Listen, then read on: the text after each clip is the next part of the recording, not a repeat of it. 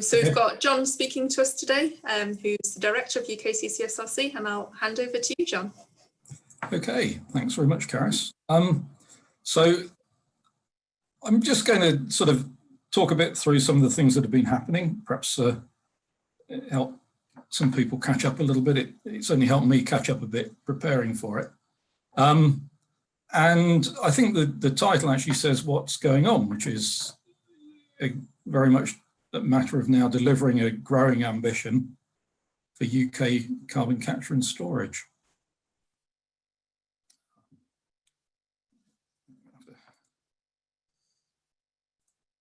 So if I started the story, it would be in July 2018, or a starting point, when the CCUS Cost Challenge Task Force came out with a report that said we need to do a lot of CCS and we can do it through clusters, but we do need viable business models. And that government asked for that report following failed attempts to deliver CCS, which we'll look at a little bit. And then it very much delivered on it, I have to say, if we have a look at what happened next. At the end of that year, there's Claire Perry at COP24, just the previous COP, announcing that we'll establish the world's first net zero cluster by 2040 and at least one low carbon cluster by 2030. So, and it'll be operational by 2030. Then a little bit later, Committee on Climate Change, not government, but independent, came up with a report on net zero and said that, good quote, CCS is a necessity, not an option. And we'll be looking at capturing and storing from various sources somewhere between 75 and 175 million tons of CO2 by 2050, with at least 5 clusters, and CO2 transport by ships, as well as by pipeline. So things moving on. Then earlier this year, last year now, that money that Claire Perry announced came to fruition with a number of projects on the Industrial Decarbonisation Challenge, both deployment projects and also cluster plans. So we've got the clusters more or less we expected to have, and anchor projects in all of those areas. And these the proposals for these went in possibly late 2019, I think. And they had the interesting feature that if you didn't get in the first phase or first stage, you couldn't get in subsequent stages. So it really got people quite motivated to get involved. As I say, there's projects in all the areas. There's a range of CO2 capture technologies, post-combustion on flue gas, including steam methane reformers, quite a range of hydrogen production techniques, I think, proposed, and then CO2 storage, always offshore in depleted gas fields and saline aquifers. And some industrial capture, but I think not necessarily as much as perhaps people expected. But that'll be coming. Moving on to last year, as I said, it's a growing ambition. So in the budget, despite other things going on, we got an announcement of 800 million to establish 2 or more clusters by 2030. So that's doubled the number. And noting that they form a number of jobs, and a little bit more detail on that. You see at least 2 UK sites, one by the mid-2020s, the second by 2030. This is just March. And then also actually noting, which we'll come back to, the Treasury will publish a review on the economic costs and opportunities of reaching net zero.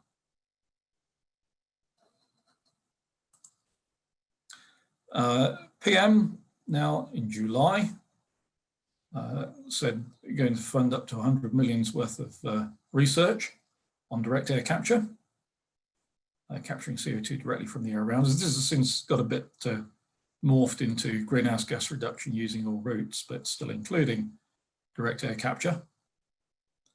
And also saying that we'll look around incentives for that. So that's July. And then November, we had quite a significant announcement in the Green Industrial Revolution. And a few things to pick up here. It's part of the preparation for the COP26 Climate Summit in Glasgow.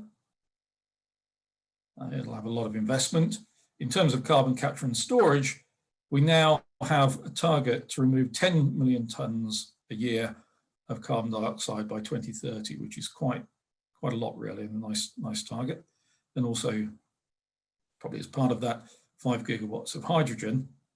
And then picking up on our heritage, carbon capture to revitalise the birthplaces of the first industrial revolution will be at the global forefront of carbon capture usage and storage technology. And there was an extra 2 million of funding to create 2 carbon clusters by the mid-2020s, with another 2 set to be created by 2030. Well, I don't think we could double it again. We've seen it double once already, but we're not going to go up to from 4 to 8. So that's a big improvement.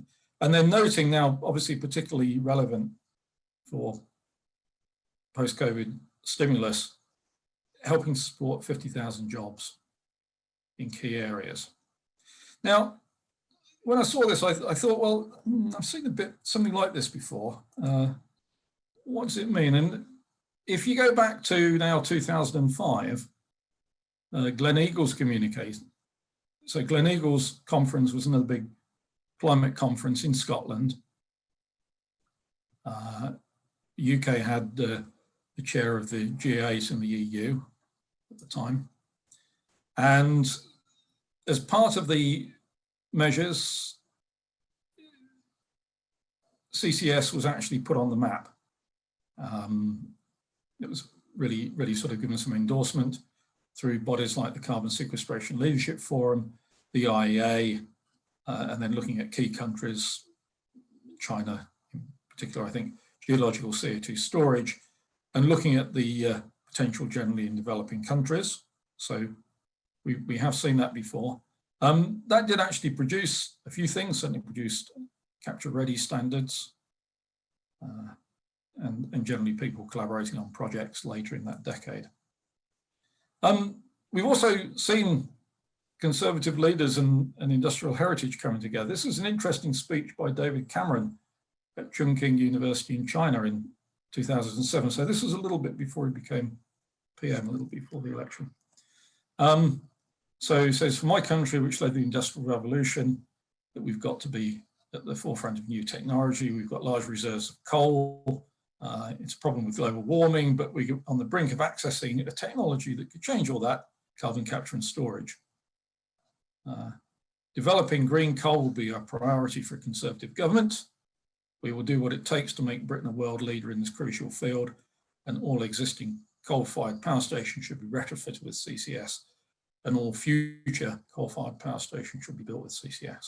So quite similar, really, quite interesting, actually. I thought that that previous state. So where did that go? Well, it got a lot of cross-party support. I can remember watching the debate on the Energy Act of 2010, when it was rushed through just before the election. Labour and Conservatives patted each other on the back, literally, as they got it through the various committee stages, and it went for royal assent. But it was never put in force. It put up a lot of money, 11 billion, potentially, on electricity to fund all types of power station projects, not just coal, would have been gas as well. That was put in with a bit of intervention. But although I said the Conservatives and Labour patted each other on the back when they got it through, we ended up with a Conservative Lib Dem coalition, and it took a little while to get the Lib Dems, who got DEC, as it then was, I think, to subscribe to CCS, although they did get there eventually. But on the basis of that, we had the first CCS competition, which was to put partial capture, roughly about half of the CO2, on a new coal-fired power plant. And at one point we expected to get, I don't know, 8 or 10 new coal-fired power plants in the UK. It's about 2005-6 onwards. But as it happened, we got none because we had the recession and then shale gas, which meant coal wasn't competitive. And so E.ON just said, we're not building a coal plant. Longanic carried on for a while. And then it was obvious they weren't going to build a new plant, so they wouldn't have, strictly speaking, qualified. So the first competition collapsed. And then immediately Alstom for a project at Drax, oxy-fuel project, said, show us the money. And Peterhead also, as we'll see, threw their hat into the ring. But before that, we had this event, which I can remember quite well, 2011, a knowledge sharing from the first 2 FEED studies, which is, I think it cost a total of about £80 million. And that information is still available, although it's not all there. It's quite a lot of the interesting stuff has been redacted as being commercially sensitive. So we then went on with Peterhead and White Rose. White Rose never managed to get the storage operator. They couldn't get an oil company coming in. So we had Peterhead still there going with a project, which I'm sure a number of you are familiar with, but nobody really noticed at the time, but the projects were due to go to FID early 2016, I guess. Mid-2015, we had the levy control framework, which was where they'd have to get funding for a CFD, I think it would have been for Peterhead. I think there was of the order of 500 million allocated over the lifetime of the project, but it was all spent. And all of the money, the 10 billion or so in the levy control framework, was spent, and all of the margin for adjustment and everything else. So there was really no money left. And the Treasury took a pretty dim view of being asked for yet more money for something else. Didn't turn out to be such an attractive project that you could really sell very hard. And because of that, because they couldn't actually offer the running costs, they withdrew the 1 billion. We then went into the process, which ended up with the cost challenge task force report. But just a few recommendations, because it's, we've gone back to this because it has some bearing on what is important. Some recommendations from the National Audit Office on the project were to maximise the potential value by learning the lessons in any new strategy. And they should understand from the outset the position of CCS developers and their ability or willingness to carry risk. They have to be very, very hard-nosed about what you can actually do. And also, and this is, I think, something that had been a problem, assess options to how to make early projects more affordable to taxpayers and consumers. So you've got to get value for money, and to clear whatever you do with the Treasury. Don't go to the Treasury late in the day and say, what about this? Treasury says, well, if you'd asked us earlier, we would have told you that we wouldn't agree with this. Again, with the Treasury, keep on going to get a consistent way of measuring the value of investments in different generating technologies to get meaningful comparisons. So you've got controllable electricity from CCS, obviously hydrogen and other things. How do you compare that against intermittent renewables? Keep an idea on what you're doing, on the strategy and the value for money as things develop, as markets develop. Basically, the 2 previous competitions had sort of started out in the right direction. Things had changed and they hadn't changed or hadn't been able to change. And then again, really bearing in mind that things change, consider the consequences of scenarios that are outside the central forecast or expectation. So be ready for things changing. And my overall conclusions for this is that a 1 billion grant, which we're seeing again, doesn't buy you CCS, although it's a good down payment. But CCS has to access other revenue streams. So for low carbon electricity, for hydrogen industry, and for greenhouse gas removals to cover the full cost of deployment. And very importantly, whatever CCS is offering has to satisfy the Treasury as being technically sensible and good value for money. It isn't CCS at any price as far as the Treasury is concerned. It really has to be, fairly sensible. Okay, so coming back to this year then, what did the Treasury say? Well, we're now in November, and in the spending review, the CCS was noted as being essential to meeting net zero. We've got unrivaled advantages in our geological storage. There'll be $1 billion to help establish 4 clusters with 10 megatons, we know that. And a lot what the Treasury cares about as well is this will bring jobs and investment to industrial heartlands. And as I said, you've got to get a lot of money to cover the operating costs. And this is excellent stimulus because by and large, this funding won't come at the front end. It doesn't sort of have to be borrowed. Well, the government doesn't have to borrow it at the front end. But industry will borrow to fund these projects on the expectation of a secure long-term income stream. So it's, get the jobs now, get the construction now, get the infrastructure, and then pay for it over several decades. So pretty good stimulus.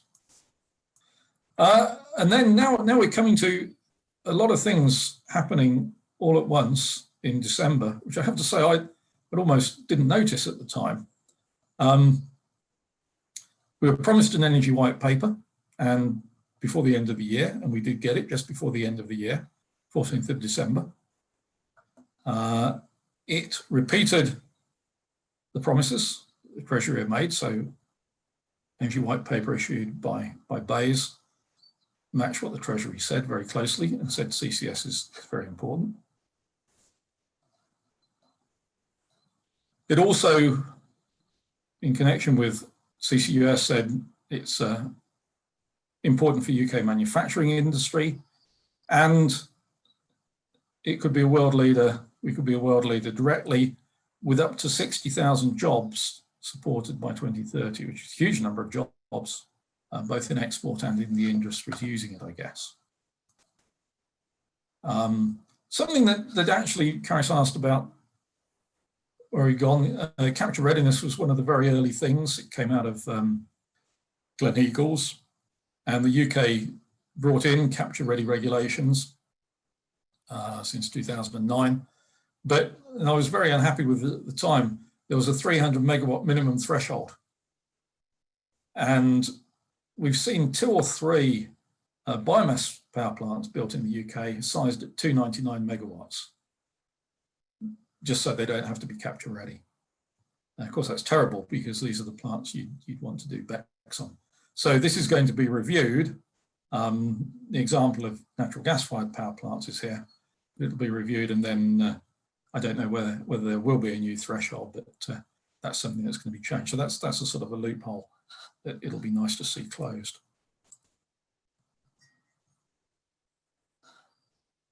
And then really reiterating the important things about CCS, that it's crucial for energy intensive industries and clusters.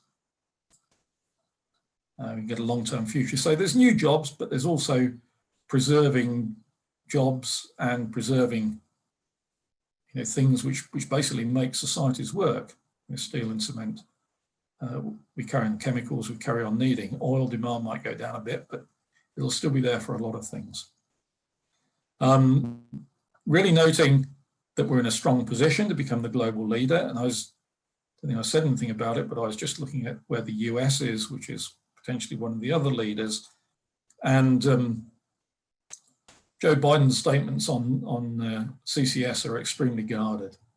they don't have the analysis, or at least they're not ready to accept the analysis that says that it's critical for net zero yet. So I think the UK really is at the moment carrying the flag globally on CCS. And again, looking at what that could bring, a quote of 3.6 billion in export opportunities by 2030, which I guess it sounds reasonable. And then finally, in the Energy White Paper, a bit more on greenhouse gas removal. Committee on Climate Change has estimated 75 million tonnes of CO2 of negative emissions by 2050. I think this number is, depends on the cost. If it's cost effective, you might have quite a lot. And confirming the 100 million of funding, and also inquiries on greenhouse gas removal from BEIS and the National Infrastructure Commission. And those I think are live, and people can respond to them.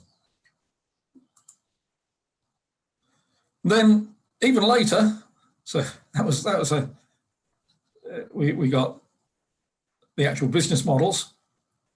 A lot of information in these, lots of different areas. There's about 6 annexes. So the principles that are going to be worked on, and they're worked on in a lot of detail. I mean, these have got to be quite detailed bits of reporting to be any good.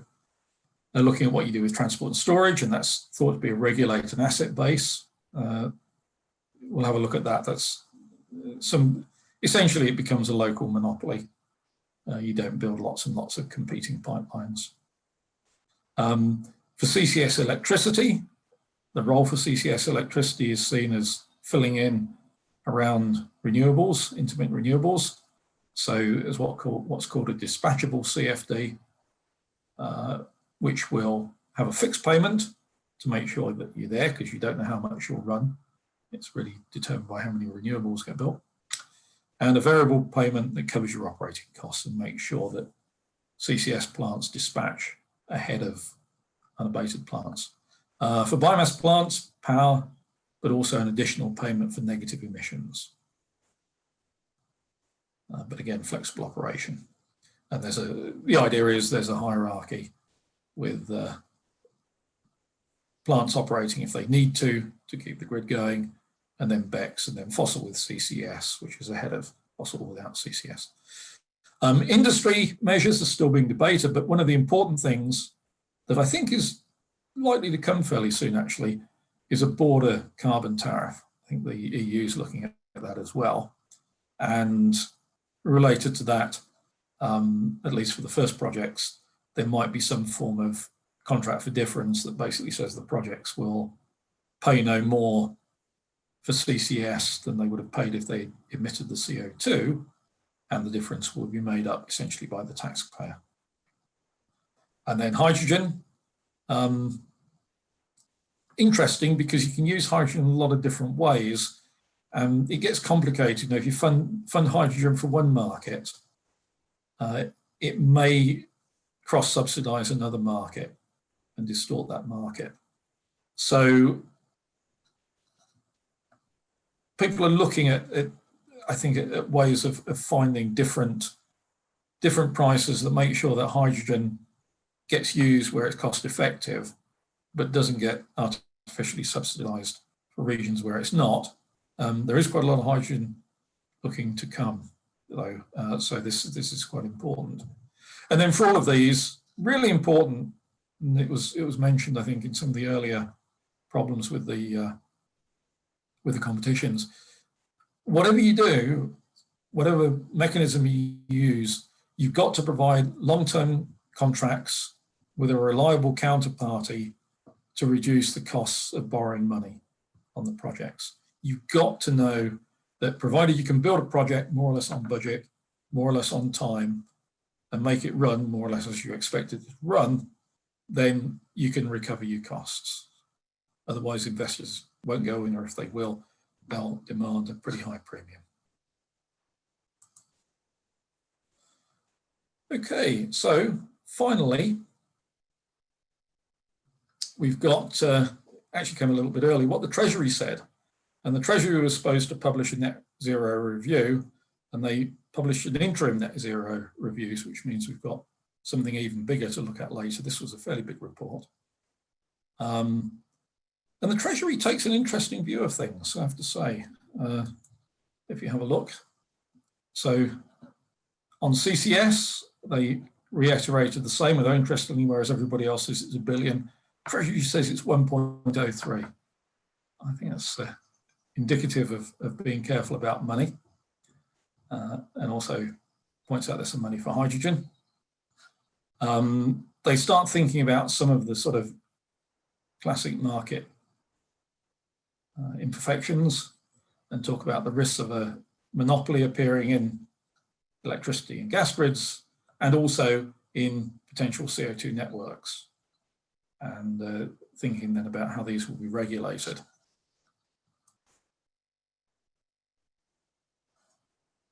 The Treasury also has a quite nice theoretical look at greenhouse gas removals, and says that essentially, which is something I think is really quite a bit of progress, is saying that the negative externality for emitting CO2 is the cost of capturing that CO2 from the air. It's not some sort of theoretical impact on society. It's an actual physical cost for reversing the damage, taking the CO2 out of the air. I think that's really, very, very correct and excellent progress. I'm not going to go into this. It's not really CCS, but they take a bit of interest in biomass sourcing. I think this is going to be quite a complicated area for the biomass supply industry. Tends to push you towards indigenous production.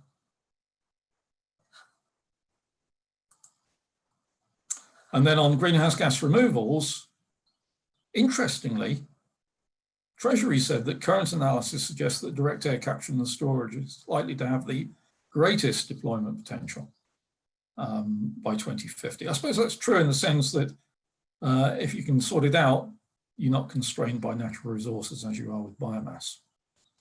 And then they noted, though, that this is an area that will require further R&D to reduce costs and look at the effectiveness and trade-offs. And I think that's very true. It's an area that we've got a little bit of time to develop. We're not looking at deploying DACs tomorrow. We're looking at deploying it in anger in a decade or so, and rising amounts. So you can get a really good payback from research if you can reduce those costs. And then this wonderful quote that the knowledge gained from this research and development is a quasi-public good, as it is difficult to exclude people from accessing research findings, and information is not depleted by use. I think that's a really nice quote, which I'm certainly going to use. The only thing I'll say, though, is it's interesting. I mentioned redacted feed studies. There have been moves to exclude people from accessing, if not research, experience on CCS projects. And while information may not be depleted, I actually hope that quite a lot of the research is superseded by better research as we actually get some experience. But still, great quote, and it's very interesting to see how the Treasury thinks.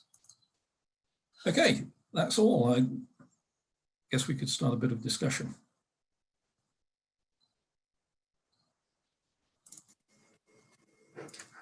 Thanks, John. Yeah, if anyone's got any questions, feel free to pop them in the chat, raise your hand, or you can unmute yourself. So yeah, Herbert, I've seen that you've unmuted yourself. So. Yeah, they don't have to be questions though, but they could be, Yeah, discussion points. Well, disagreements. Thank you. You've used just the word I'd like. You gave, in my opinion, well, I'm sure in everybody's opinion, a very clear and concise summary of what's been done over the last 10, 15 years. But I must say, I'm a bit of a pessimist, and I'm really not moved by what you've said, because I don't see anything really getting done. There's some promises and some things that should be done. And there was one statement, I wish I could remember it word for word, and I'm sorry I can't, which is that something like, and you'll have to correct me, the Treasury is looking very carefully what the costings are, and they're not wanting to give out money. And I'm now going to be unfair, and I hope I know you well enough that I may be unfair. You understand what I'm going to say. Imagine when your daughter came and said, I'd like to go to university. Would have you ever said, well, I'll have to look at the costings carefully. I'm not sure that those 4 years that you spend there are going to be financially worthwhile, that there's going to be a return in those 4 or 5 years, which let me tell you is true, as you know. And that's what I feel the Treasury is doing, instead of saying, if they don't do something, the cost to mankind, people, is going to be horrendous. It already is very large. The fires, the deaths, everything. We can't just wait and say, oh, well, let's see if we can think of something that's worthwhile financially. So that's sort of true, but to take the analogy of the child going to university, of course, this has nothing to do with what I'd actually do, but or actually happen. But I mean, say your child came and said, "Oh, I'd like to go to this fairly dilettante sort of university. It's in a nice place. It's known for its social life and everything else. And it's American, so it's got pretty high fees. And I'd like to do. I won't pick a course, but it was a course that wouldn't suit your particular preferences. You might say, well, actually, have you thought about doing X? Have you thought about doing Y? You might have a long-term career, and have you looked at UK universities? One of the universities somewhere in East Anglia isn't too bad. You can get there, and it's an awful lot cheaper. You might say that, and I think the Treasury actually, has said that, and I've actually just been going through some of the unfortunate things that have happened on projects. And I have to say, when you look at some of the things that have been proposed, they are in the dilettante university category. And sure. And it's like, and then basically it's like your child comes along and says, "Oh, but Dad, don't you love me if you're not going to send me to this university?" Actually, it's because I love you that I'm not sending you there. You'll thank me in a few years' time. And the industry also has to grow up and realize what it needs to offer, and reflect on it, and not just sort of throw its hands up and say, "Oh, we can't get any money." Nobody, the government always pulls the rug from under our feet. Actually, and I think this is what came up. What essentially National Audit Office said is, go and see what the Treasury wants. Look at value for money, and then be prepared to be rigorous and actually pick some sensible projects, or at least, formulate the project sensibly. And that's somewhat, it's not all industry that's done that. It's a combination of the rules that have been applied and the constraints that have been applied, and then how essentially project developers have responded to those. But there's been some really unfortunate, combinations of things going on, which, if you're coming at it, as Treasury, and you've got to assume that the Treasury has some fairly intelligent people. They're quite busy, so they probably don't look at things all the time. But a number of projects have come up that any sort of competent energy person would look at and say, "Are you doing that? No, come on, that's just, don't do that university course. It's just not right, That's the reality of it, and that's really why it's important to learn. No, I'm sure that's true, and I'm not suggesting that everything is sensible, but I think the costing of just for the moment is not the right one. And that's why I think, and I didn't like it in some sense, but bringing in the question of your daughter, she wasn't going to bring any money back right now, but the money she would bring back, she wouldn't bring back any money to you under any circumstance, I think, and I think that's important. But it would be good for her and her future life. And if she'd said, "Look, I want to stay in a 5-star hotel," then I could imagine how you'd say, "Gee, that's not really sensible." Or, "I want to go," I don't want to mention places which are not as good. And let's not make the analogy too far. I feel pessimistic that people aren't realizing how essential a problem this is, and how in 20 years, people this isn't going to work.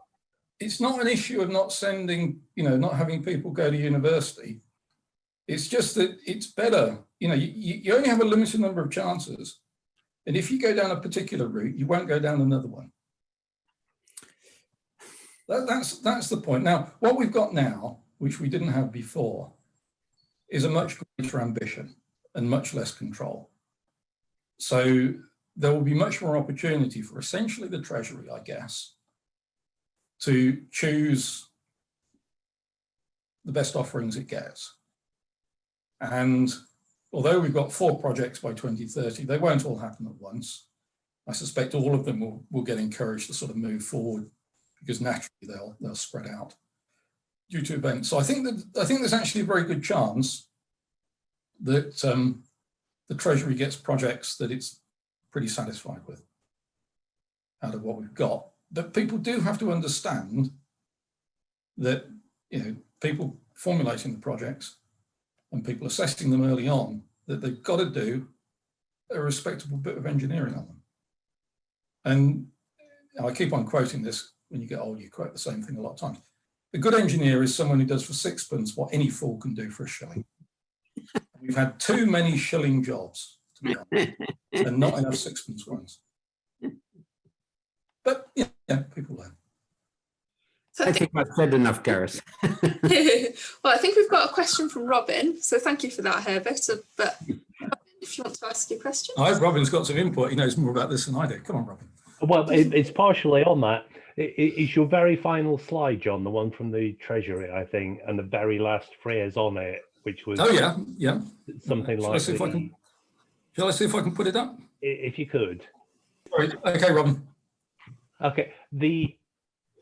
I'm thinking back, and for those of you who don't know me, I was deeply involved in E.ON's Kingsnorth project back in the day, and subsequently in the road project in the Netherlands. I was just picking up on the comment you made, John, about quite a bit of the stuff that was in the UK competition stuff being redacted. And I'm sure that what was published from the road project was also redacted. That was largely not at the instigation of the project developers. No, I'm sure it wasn't. It was on the. I'm sure it wasn't. Request, the insistence, the requirement of the technology providers. Yeah. And thinking back to the Kingsnorth project in particular, I remember going along to, it was one of the predecessor meetings to the one that you showed the shot of earlier, which was the lessons learned. Yeah. There were sort of earlier sessions a bit akin to that, where it was said by someone in government at the time that they considered the CCS technology to be the equivalent of AIDS medication, in that it was something that was being developed for the good of mankind, and they expected it to be shared for free. And while the project developers could probably have bought into that, the technology suppliers definitely didn't. So I'm slightly concerned that the implication of this last phrase or sentence from the Treasury, it seems to imply something along the same lines. Well, so when you say technology providers, you really mean solvent providers, don't you? And equipment, contractor, and overall process suppliers.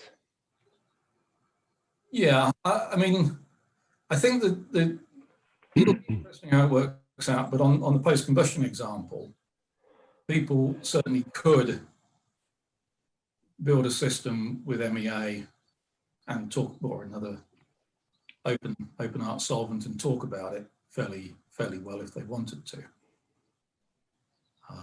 And in fact, even Fluor in the old days used to say an awful lot about its systems when it was only using MEA. I think the secrecy is something that's grown up latterly, and the point is, I guess, is from the Treasury's point of view, and I think this is where they're coming from. They say, well, okay, how much do you want us to pay to support these projects? And then is it more use for us to have a system that's closed and you can exclude people from accessing the research findings? Or is it more useful for us to have a system, it will be a different system, which people can access?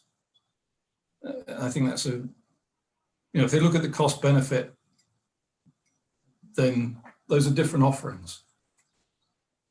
I mean, here they're specifically talking about GGR and maybe pre-competitive research. I think this is not deployment in the same way. But I think it's still a fair question that if you're expecting to get government support, then there's a payback. Yeah, but really my point is that there will continue to be a tension around that area. Yeah, very definitely there's a tension.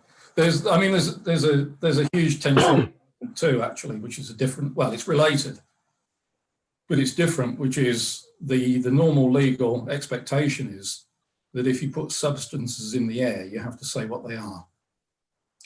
People want to know what's going in the air. And that would apply to post-combustion capture as well. And as you're probably aware, declaring what goes into the air has been deemed to be secret as well. So there's a big debate on about, so what about that? Even as we speak. I mean, that is something I don't believe is tenable. What? Keeping emissions secret. I think most people would like to do it. However, there is actually quite serious suggestions that the emissions should be kept secret. That's new to me. Yeah, I don't doubt it, but yeah, no. But I mean, that's and then, well, yeah, okay. I mean, you can see there's some interesting things going on here, and it's part of the industry developing. Yeah. Okay. Thank you, Robin.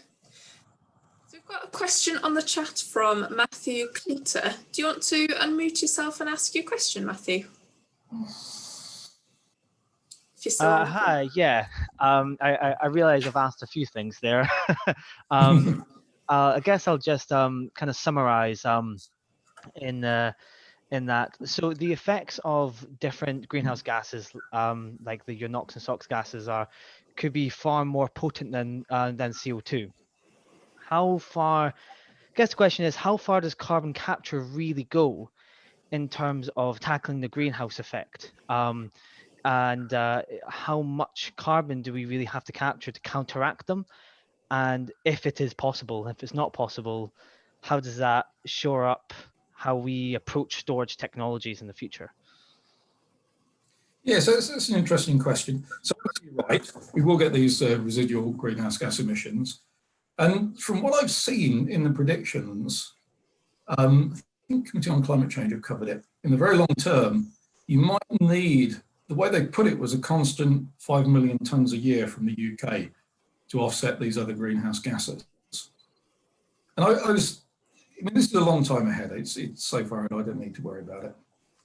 Probably nobody listening to this call needs to worry about it because you'll be pulling CO2 out the air in much larger quantities probably.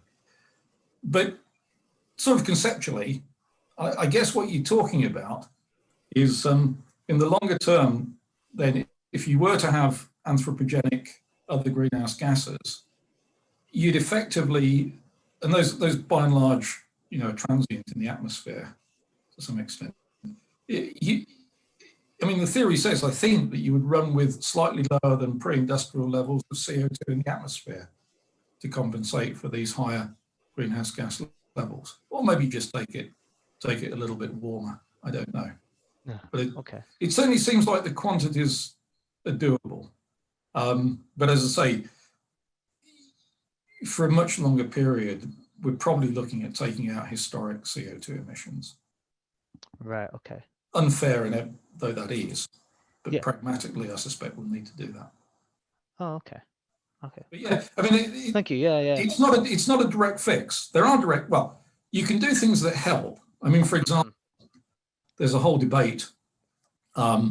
If you've got chicken manure, you spread it on the fields and get N2O, or do you burn it with NOx control and try and get molecular nitrogen?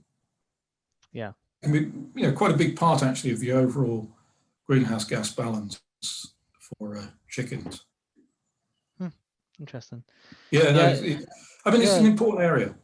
Yeah, no, it's and I think you are definitely right. It's not a one size fits all approach, or like there's going to be one solution. It's going to take a multitude of innovative technologies for us to be able to plug all the holes. But yeah, no, it's just it's interesting what you're saying about that. Yeah. Yeah, the only thing I'll say on that, I mean, my understanding is that at the moment, by far the largest part of the anthropogenic greenhouse gas effect is from fossil carbon going into the atmosphere. Okay. Overwhelmingly large. And actually carbon capture and storage is the thing that addresses that. And as Miles Allen points out, all you have to do to avoid dangerous climate change is to get 100% carbon capture and storage, which will include direct air capture and BECCS, everything else, do that, on all the fossil fuel you use before you've used up the space in the atmosphere, before you've got such unbearable atmospheric concentrations. Yeah. At one point, it's rather less now. He estimated we had a total of 1 trillion tons of carbon to emit, of which we've emitted now rather more than half. So he had an idea, which I think conceptually it's absolutely correct, and I think it's clearly sufficient, and it's probably also necessary that you do that. That you've basically got to ramp up CCS quickly enough so that you're not emitting any CO2. Yeah. That's been extended now by the IPCC and whatever to essentially say that we're going to have to go for a period of negative emissions to get the right budget in the right. Oh, interesting. Thank you very much for that. Yeah. Appreciate that. Thank you, Matthew. I think we've got a comment as well from Martin Lord touching on what Robin and yourself were just discussing. Do you want to unmute yourself, Martin?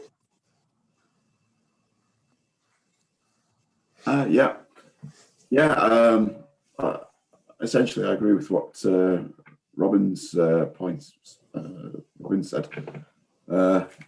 Essentially you're going to definitely get to this point where it's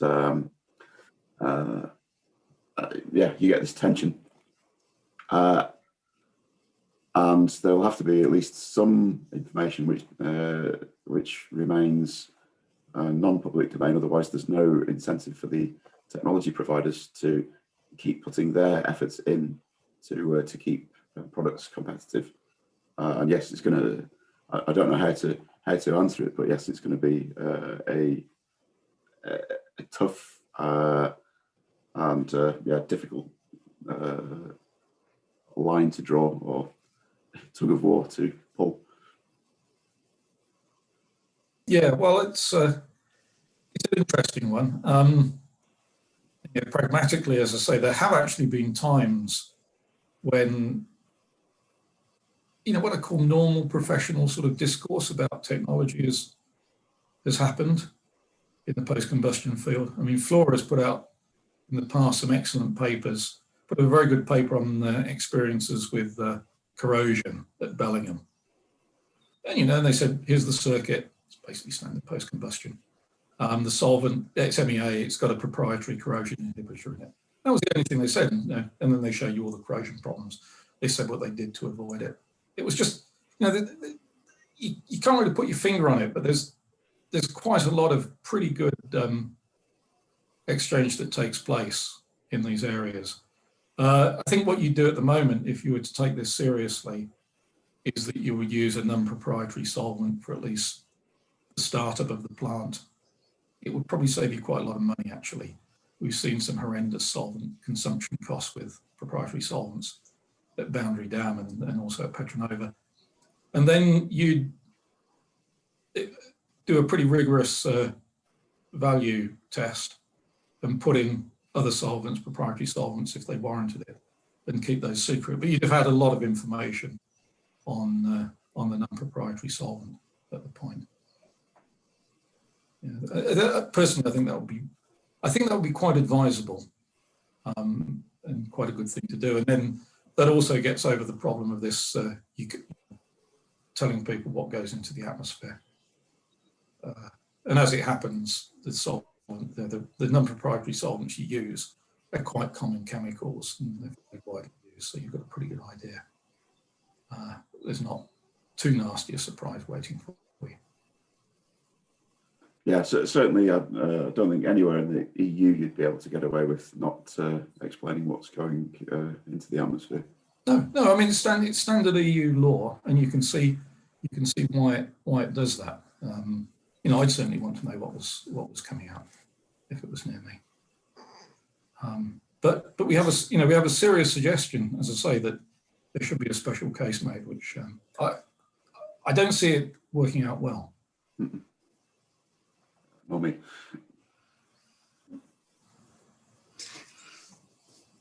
Yeah, thank you, Martin.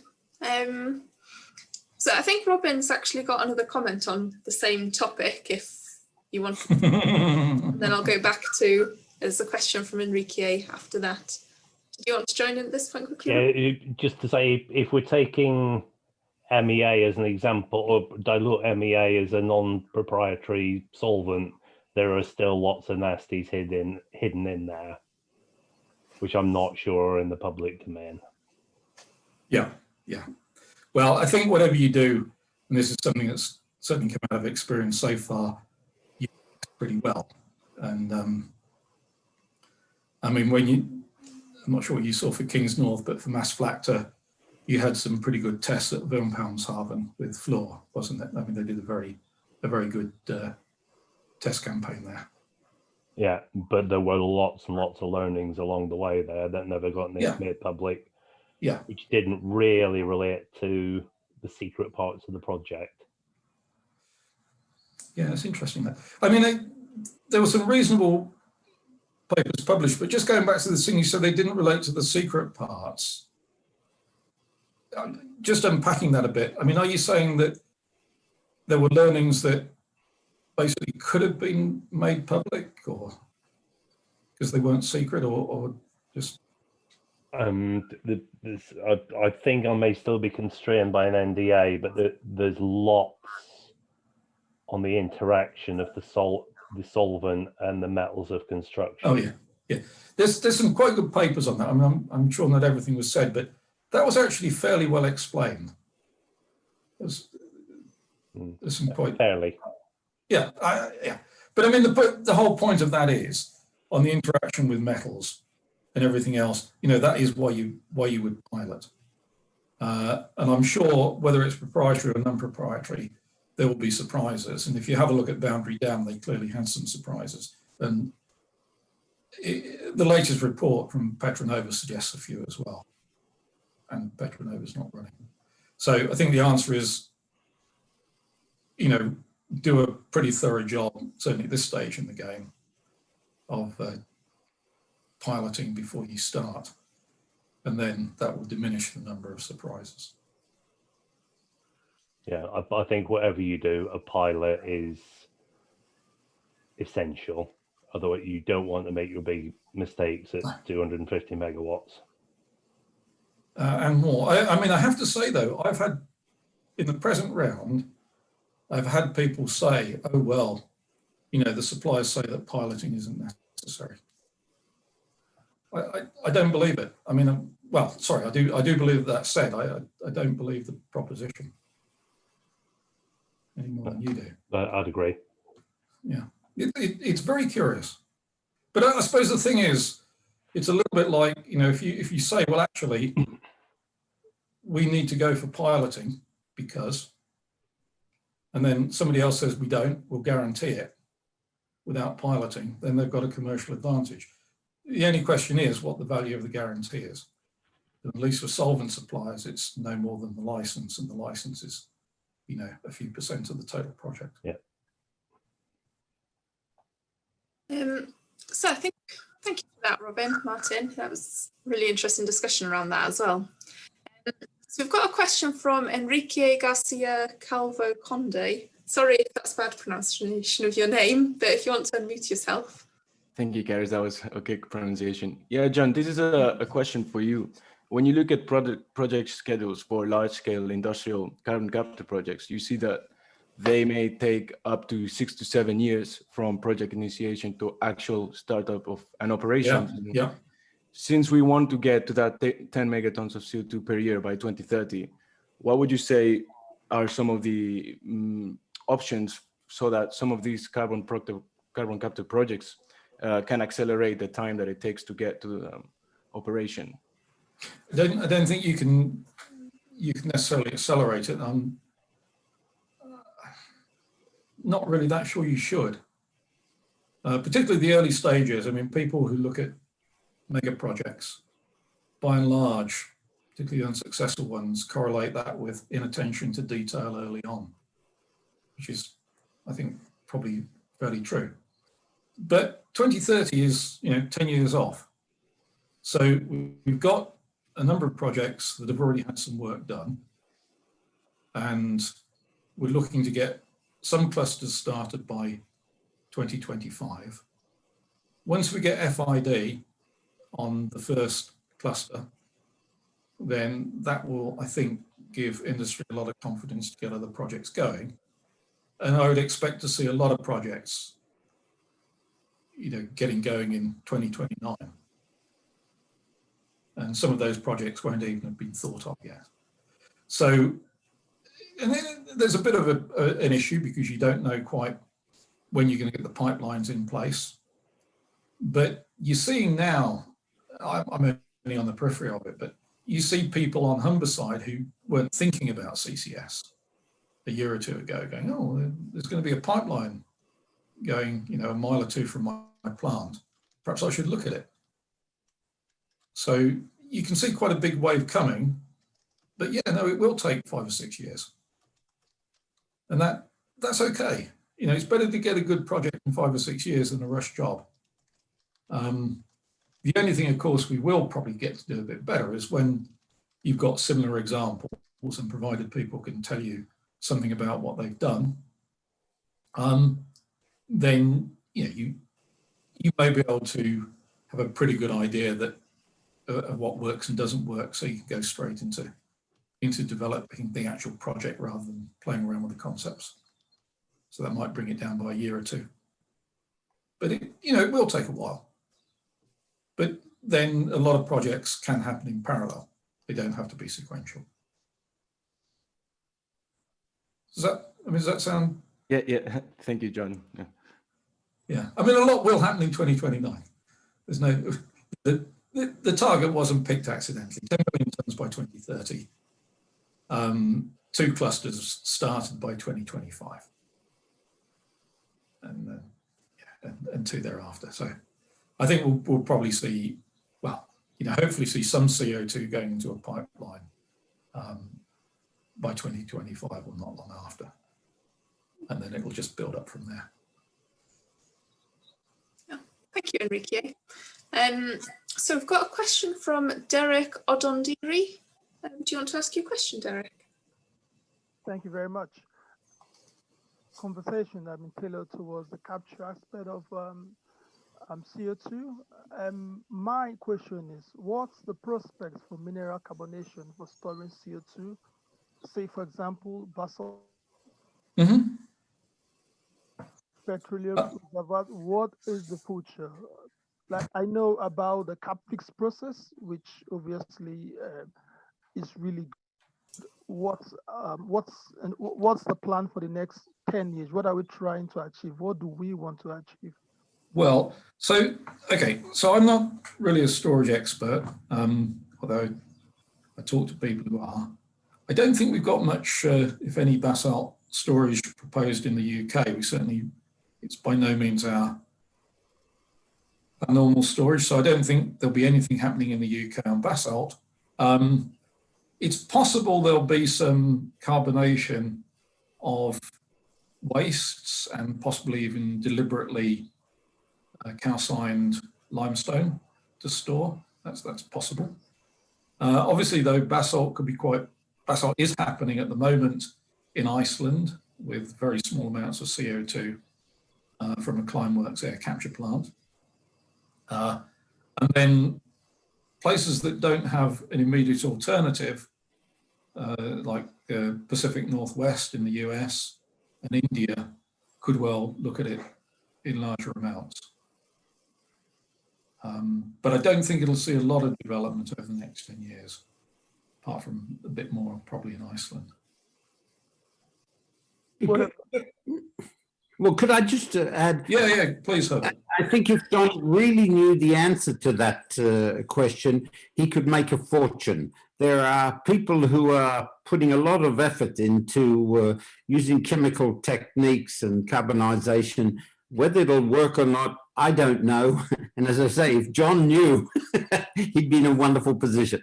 Yeah. But I mean, what are you talking about there, Herbert? What sort of techniques? So I was thinking about natural basalt systems. Well, it depends what you mean by natural, but there are papers that say that they know how to use natural systems and chemical systems. That's the problem. I mean, I've read the paper and this is unfair of me, but just like you at the end thought, gee, I wonder if this is really correct, if this really works, if this is appropriate. Well, no, yeah. I thought that. I won't say what you thought. but I mean, you know, all I'm saying is that practically, I don't see any move to do much other than, you know, perfectly reasonable carbonation of wastes. And that works very well because it saves landfill. You know, you could look to calcine something to carbonate to give you a different effect as well. But I mean, just in the UK, I'm not aware of any really big projects doing that, and we haven't got the geology for it anyway. And the issue may be in other places, even if you could do it, as I sort of hinted with even the US now, but much more true for other countries. There's just not a lot of interest in CCS. So things might be technically feasible, but they don't have governments saying we want 10 million tonnes a year by 2030. You know, the UK government's relatively unusual in that respect.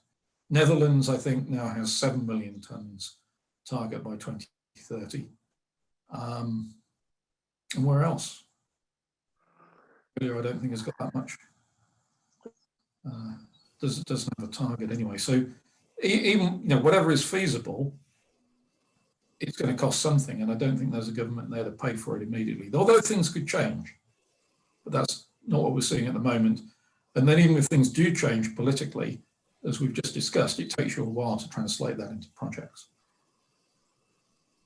Well, of course, if somebody could think up something that would be really effective and make money, they could make a lot of money out of it and then go to the government or treasury. And whether that will happen, the chances are somewhere between 0 and 1.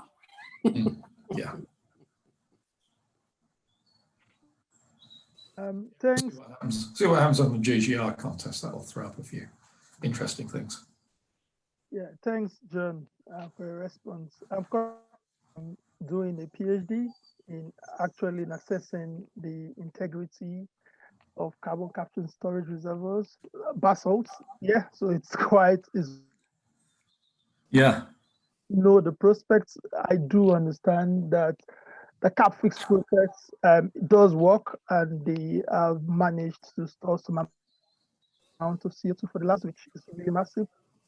In the next years to come, we don't know, but we are still trying in our little bit to see what we can achieve in like permanently storing. Yeah. So thank you very much. Do appreciate it. Yeah, no, I mean, it's an interesting area, and it's really important for some other parts of the world, obviously. Thank you, Derek. So we're past the hour now. Are there any final questions before we close? We're heading quickly into 10 past, so which isn't unusual. But yeah, if there's any final questions, I'm taking the kind of silence as there isn't any final questions, but feel free to ask any if anyone has anything. think we just say goodbye and thank you very much, Karis and John. Yeah, thanks for your input, Herbert. Very good. I was going to say entertaining, if you don't mind. Thank you for the presentation. Yeah. And for the cat too. Come on, Kat. Come and say hello. So yeah, thank you, John, for speaking to us today. Just to let everyone know, so next week we're going to be hearing from Luke Warren from CCSA on the next steps for CCUS in the UK. So it'll be quite a nice follow-on from today's session. And we've got all of our confirmed sessions up on our website as well. So feel free to have a look there to see what's coming up, and we'll continue sending out our weekly joining emails. So thank you everyone for joining us today. Thank you, John, and thank you for everyone's input. Thanks See you all for the next week. questions. Thank you. Thank you. See ya. Bye. Bye all. you. Have a good week. You too.